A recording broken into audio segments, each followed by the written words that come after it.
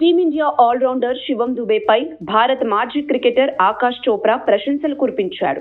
దుబే ఆట తీరు చూస్తుంటే తనకు యువరాజ్ సింగ్ గుర్తుకు వస్తున్నాడని కితాబిచ్చాడు.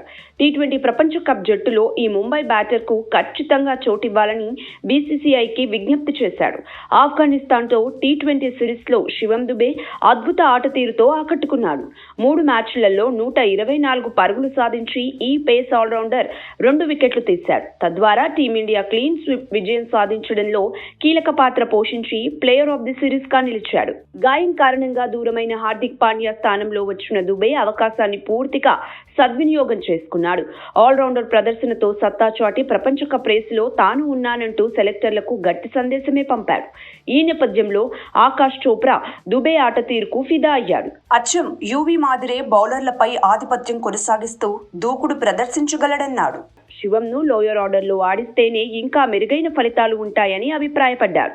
అతడి ఆట తీరు చూశాక కొందరైతే హార్దిక్ను వదిలేసి దుబేను జట్టులోకి తీసుకోవాలని సూచిస్తున్నారు. తన వారికైతే ఈ ఇద్దరు జట్టులో ఉంటే బాగుంటుందని చోప్రా చెప్పాడు.